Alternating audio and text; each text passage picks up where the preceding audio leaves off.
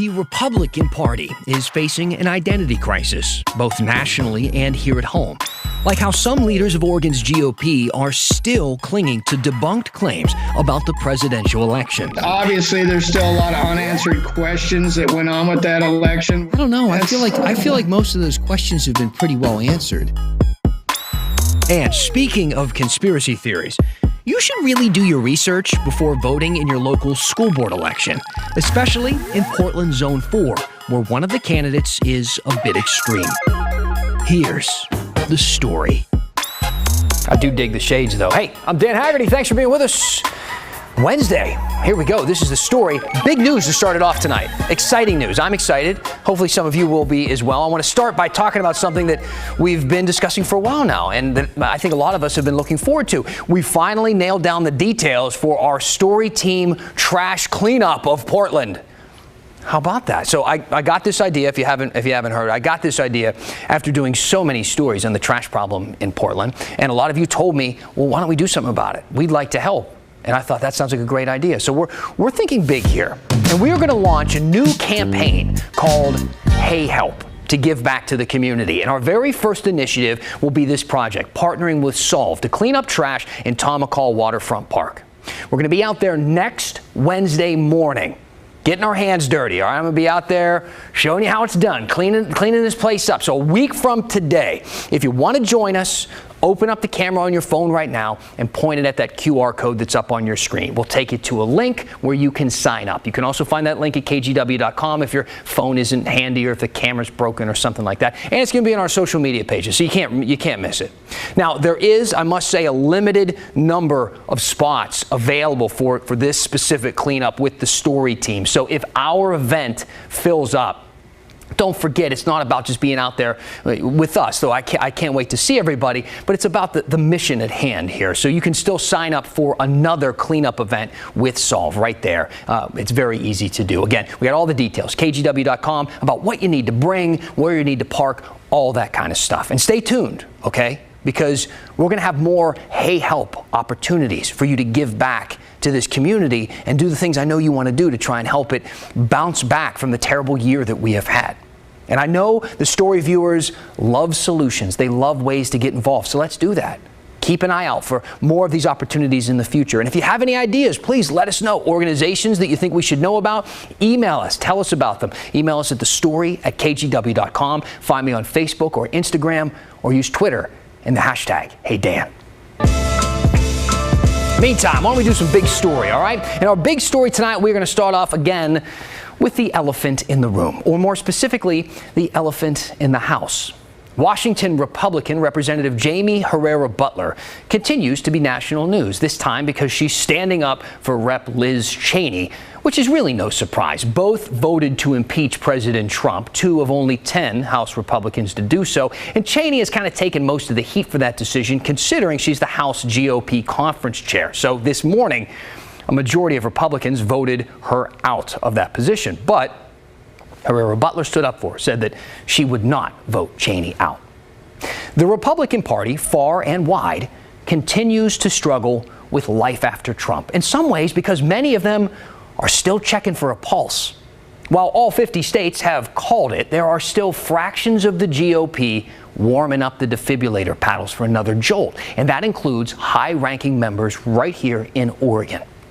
I discussed the election and how they're thinking about it now with Herman Bertschuger, former state senator, House Minority Leader, and current vice chair of the Oregon GOP, and started by asking if leadership in our state still thinks that the election was rigged. Well, there's always going to be people that believe that. As a collective body, we really haven't had that detailed of a conversation. I mean, it's obviously there's still a lot of unanswered questions that went on with that election, whether the President Trump really had the votes or not. I don't know. I do know that there's just a lot of questions that I wish were answered. And maybe over time, I mean, Georgia's still counting votes, and how long's it been since the election? So, I don't know. I feel like most of those questions have been pretty well answered. I feel like they've been answered really well, actually. So you can't tell me no right now that the GOP of Oregon says that Joe Biden legally and lawfully won the election, that still at this point we're still having this discussion? I think there's acknowledgement that he's the president, but I still think there's unanswered questions over the election. And okay, like what? Well, about ballot harvesting, about mail ballots, all of those kinds of things.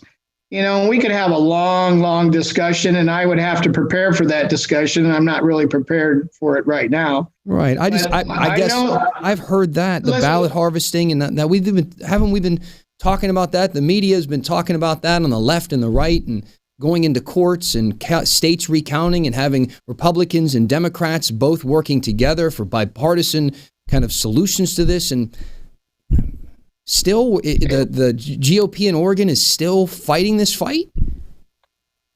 I don't think that's our focus right now. I think there's some people that it means a lot to them, and that's fine. But you have to admit, Dan, they're still counting votes in Georgia. So, I don't want to get in a debate whether Biden's president or not. I just said that election had a lot of people scratching their heads. A lot of stuff was going on. And as a citizen sitting back watching the whole thing, it's easy to say, I got questions. Now, he mentioned that they're still counting votes in Georgia, but I believe that he misspoke there because Georgia is done counting for now. I mean, who knows nowadays? But this was after Georgia did count 3 separate times with bipartisan oversight, with the results confirmed by their Secretary of State, a Republican, and certified by their governor, a Republican, and gave Biden the win, as it did since the very beginning, all 3 times. I think that Mr. Bertsugar meant Arizona, not Georgia. Arizona is where they are still counting in some way after Republicans in the Senate commissioned an audit. They brought in a private company that is using some very unconventional tactics to actively search for fraud. I mean, they are literally investigating some of the online conspiracy theories hatched in QAnon chat rooms. And they're taking photos, extreme close-ups of these ballots to look for bamboo fibers in the paper, to test a conspiracy theory that a plane from South Korea delivered counterfeit ballots to the Phoenix airport after the election. At one point, they were using ultraviolet lights to check for watermarks because QAnon at one point said that Trump secretly watermarked mail ballots to catch people cheating. And keep in mind, this is after the initial count in November and then 2 extra audits that found no issues of widespread fraud or anything that could change the winner of Arizona. And on top of all of that, the company doing that work, called Cyber Ninjas, has a CEO who promoted some of the conspiracy theories about voter fraud on Twitter before taking this job and deleting his account. Democrats in Arizona know about that. They've already sued to stop the audit altogether, and it's clear that that situation is not going to end quietly. The count's supposed to be done on Friday, so we'll see what happens. But I believe that is what Mr. Bertsugar meant, I think, when he said they're still counting votes. I know that a lot of you don't like this type of coverage. Some of our more conservative viewers don't like when I talk like this. You think that I'm being mean to Republicans. Teresa said, media in Oregon is so one-sided. How can you be a reporter when you only take one side? And Dina said, I think it would take guts to have actual critical thinking style reporting with both sides considered. Maybe that is the real elephant in the room. But while I appreciate and always invite any type of criticism, this has been kind of confusing to me. I see this coverage as helpful to everybody, helpful to Republicans in Oregon. Don't you want to know this kind of stuff? Like when the party published this referendum and pushed a false flag conspiracy theory after the insurrection that is so untrue, it's almost funny if it wasn't so frightening. I mean, there's not 2 sides to that story at this point. It has divided the GOP. Elected Republicans spoke out condemning that statement, and the GOP leadership who crafted it never backed down. The party then selected new GOP leadership who are considered some of the most right-leaning people in the Republican Party, and they're in office right now. And the fissure grew. This week, Republicans in the Senate introduced a bill that would force the GOP chairman, Senator Dallas Hurd, to resign from one of those jobs, either as elected post or as the GOP chairman. Is that something that happens in a unified party? Recently, during a vote for a controversial gun bill, some Republicans decided to vote instead of walk out and halt the session. And because of that, some of their constituents tried to organize recalls. They wanted them fired for doing their jobs. Keep in mind, these Republicans didn't vote in favor of the bill. They voted no. They voted against it. They stuck with the values of the party, and still, some of them had threats on their lives that had to be investigated by state police. Don't you want to know this stuff? Oregon is about to have a brand new congressional seat for the first time in decades after the new census. All the district lines are about to get redrawn, mix everything up, change the game, possibly. The governor's mansion is about to be up for grabs soon. This reporting seems like important stuff for a minority party to think about. Like, I don't know, who is your front runner? Is it someone who thinks the election was likely a fraud? That Antifa secretly perpetrated the insurrection? Maybe. Though I thought conservatives were against participation trophies. Look, if you want a show that tells you how right you are, how awful Democrats are, how they're ruining the state, blaming them for homelessness and riots and masks and Republicans could save the day, there are plenty of places for that type of content. Have you been on YouTube? What I want to know, though, is can you tell me what's the party's unified message? You can't. There isn't one. And that matters in politics. Now, recently, we have been highlighting several school board races across the area. These may seem like obscure elections, but school board members actually wield a lot of power. And I think that this year has proven that. Tonight, we're going to look at a race at Zone 4 of the Portland Public School Board. That position represents North and Northeast Portland, although everyone in Portland gets to vote for all of the zones, so a lot of people should be paying attention to this. Portland Monthly called it the strangest election in America right now, and they might be right. Their article is worth your time, by the way. It explains the phone calls and Facebook posts and last-minute filings and withdrawals that got us to the candidates that we have now. So here is the field. We have 3 official candidates: a pastor who mentors kids and families, a 19-year-old college student, and a woman who posts conspiracy theories on social media claiming that the COVID pandemic was made up to cover child sex abuse in schools. And there's also a write-in candidate mounting a strong push. We want to hear from these candidates in their own words on some of the issues they think are most important. Let's start with Margot Logan. She was the first to file. She thinks the school district's sex education curriculum is grooming children for abuse, and that schools are full of sexually abusive teachers, and that she's the only one who can stop it. You should not be teaching kindergartners about sex. First graders about sex. No. Second graders, no. Third graders, no. No, the schools should not be doing that. No. Yeah. I mean, a lot of times, children learn about things like they have a cat at home and the mama cat has babies, that could be a natural thing that they can do without, doing this thing in school. No. It is child abuse. I am telling you as an expert, it is child abuse. This curriculum is child abuse. She also thinks that putting masks on children is child abuse, and that the entire pandemic was made up to cover up for sex abuse she thinks is happening in schools. We're not going to really go into a lot of the other conspiracy theories that she has posted online because we just don't have time to go through them and debunk everything. So let's move on to Herman Green. He's a pastor at Abundant Life PDX Church in North Portland. His 4 kids graduated from PPS, and he has been a mentor for kids in the schools. He says more resources need to go toward BIPOC families, and the way history is taught needs to be rethought.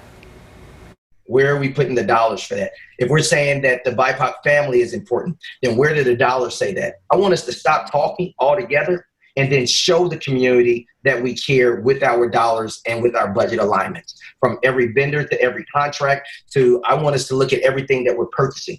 If it doesn't impact this community, then why are we doing it? The last official candidate is Brooklyn Sherman. He's only 19 years old, but he thinks his age and the fact that he recently graduated from PPS makes him the best person to know how school board decisions actually affect students. I believe it's very important to get more younger voices involved now because they have more firsthand experience with the technology. They grew up around it. And the fact that it took a pandemic for us to finally give all the children in need Chromebooks and hotspots in their home, I think is a little bit unacceptable. We knew that was needed. We've been using D2L for all the assignments for a long time now, way before even COVID started. That should have already been a thing. The fact that kids before this were doing their assignments on their phones and just not having to do it at school because they don't have Wi-Fi at home, which is really sad, it is just not good. Finally, Jamie Kale is not officially on the ballot. She missed the deadline to file, but she's got a strong write-in campaign going right now. She's an employee at PPS. She would have to quit that job if she wins. She also has kids in the schools. She says the biggest thing that kids need as they go back to school is extra care for the trauma they have experienced during the pandemic. Teachers being trained in trauma resilient care. So when we are back in school, they are able to help our kids feel comfortable and safe again, and that we have plenty of counselors and social workers to get them there. I think we can figure out easy ways to, compensate for curriculum loss and all of those things, but we really have to worry about their heart and their soul too. Now, it's too late at this point for your ballot to be mailed in, so don't put it in the mailbox at this point, but you can still drop them off. Election Day is next Tuesday, May 18th. Coming to a coast near you, it's the Dead Zone. Actually, it's not a horror movie. It's a real phenomenon in the ocean that's killing our sea life. And the possibility of Oregon fully reopening soon sounds pretty great. But what's going to happen with COVID in those rural counties where vaccination rates are still really low? I see a train wreck coming. When the story continues.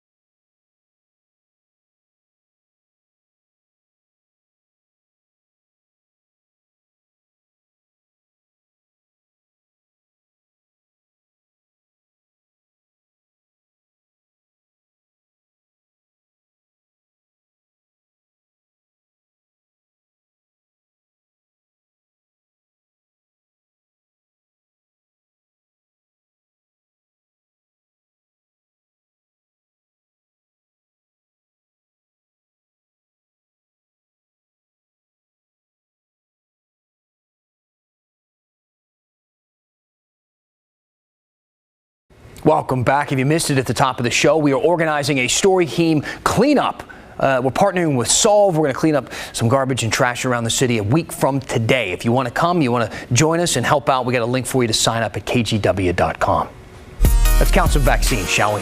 More than 2,006,000 Oregonians have gotten at least their first dose. That works out to be 57.3% of the population who is 16 and older with at least one shot. If you missed it yesterday, Governor Brown says we need to get to 70% of 16 and older people with at least one dose before we can fully reopen. So we're keeping an eye on this every single day. In Washington, more than 3.52 million people have gotten at least their first dose, their first shot, which works out to be about 57.4% of that population, 16 and older. Washington, they haven't announced any sort of vaccine target yet needed to reopen, but since Oregon has, let's talk a little bit more about that, because I know a lot of you have questions. So I discussed it with Maggie Vespa a little earlier.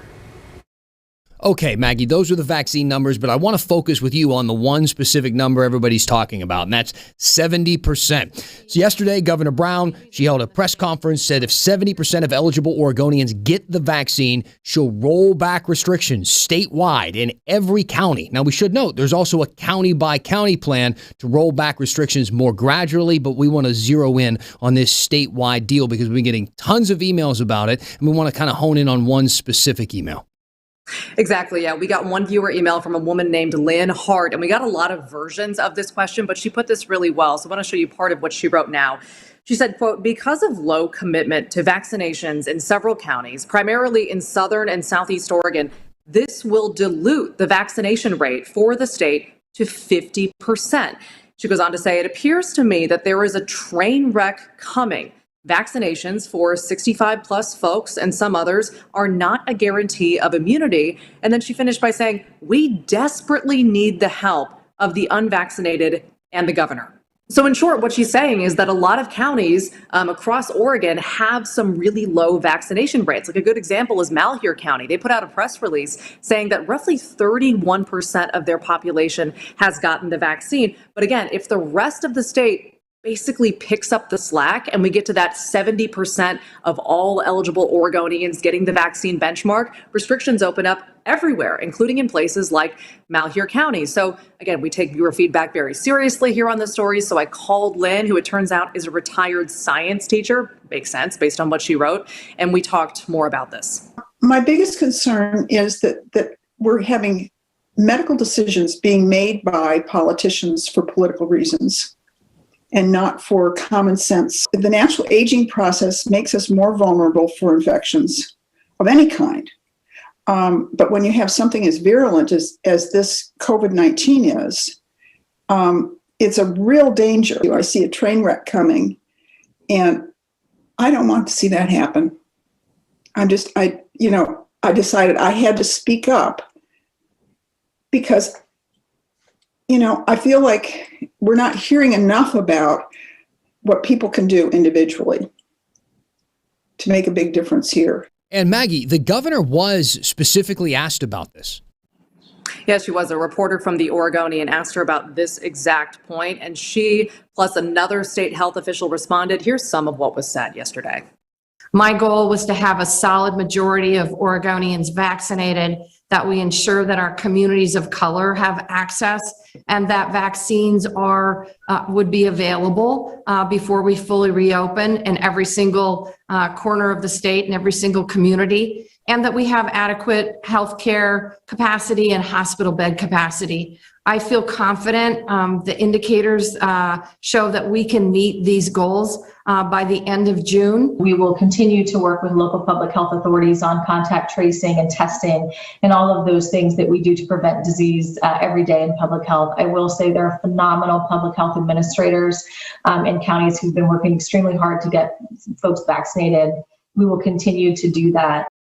So, Dan, as you heard, state health officials definitely addressed this point, and they also acknowledged to reporters that 70% of, and this is key, eligible Oregonians getting the vaccine is nowhere near herd immunity. That works out to about, Lynn was right, 50% of the overall population of Oregon getting vaccinated. But they did also say that that 70% number is not out of nowhere. They came to that because they realized, looking at data, they believe that if 70% of those eligible get the vaccine, that hospitalizations and deaths will slow significantly. So that's a big reason behind this new rationale and this new, basically, plan that we have. Got it.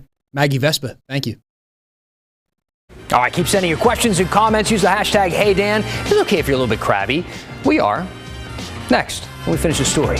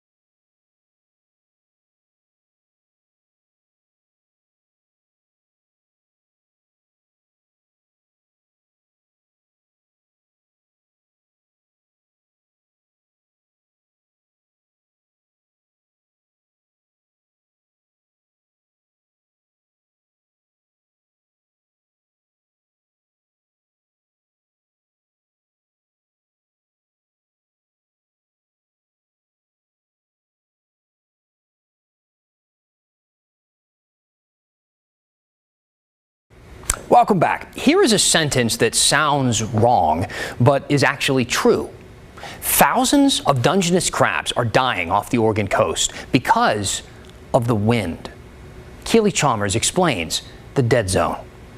The images shocked even the experts. Dead crabs littered across the ocean floor and absolutely no fish. This video was taken back in 2006. It revealed an ocean graveyard that covered 1,200 square miles off Oregon's coast. An awful lot of crabs. This just blew us away. Events like these are called dead zones, areas of the ocean that have extremely low to no oxygen in the water. They happen on occasion, but in 2006, scientists measured not just low, but zero oxygen in the water. Oxygen values that were just exceedingly low. That's Oregon State University marine ecologist Dr. Francis Chan 15 years ago. Today, he continues to track dead zones off the Oregon coast. Looks like we're gearing up to be another really windy year. And he says this year is shaping up to be one much like 2006, an event which killed thousands of crabs and other marine life. When we have really strong wind years, like we're having this year right now, we tend to have those low oxygen zones. The winds create upwelling in the ocean, which in turn creates the dead zones. This year marks the earliest start to the upwelling season in 35 years. The last time we had winds this strong, this early, we had zero oxygen for part of the summer along the Oregon coast. This video was taken from a camera attached to a crab pot back in 2017. Researchers with the Oregon Department of Fish and Wildlife captured these images of crabs dying within a day or two of being captured. Scientists are now attaching sensors to crab pots and have teamed up with commercial crabbers to do the research. Keely, when you and I first spoke, it was up to us to go get the data. Now we have partners. We've built these dissolved oxygen sensors that are smart and rugged. We zip tie them onto a commercial crab pot, and the fishermen, they're deploying these sensors. They're the sentinels out there now. The researchers know this is a year they will have to pay close attention to what's happening in the water off our coast to see if their predictions prove true and these undersea scenes of carnage play out again. It's all hands on deck, and the fishing fleet is working with scientists to just keep track and understand what's happening out there. Keely Chalmers, KGW News. Awesome. Well, we're out of time again tonight. I guess I talked too much. Hey, stop. I want to remind you again about the Solve Cleanup. A week from today, we're going to be in Tom McCall Waterfront Park. Use the QR code, that's what they call it, right there on your screen. Look for a link, sign up, join us. It'll be a great time, and look for other ways to help. We're going to keep this Hey Help campaign going to help out this community. Thanks for being with us. That's the story. I'll see you back here tomorrow.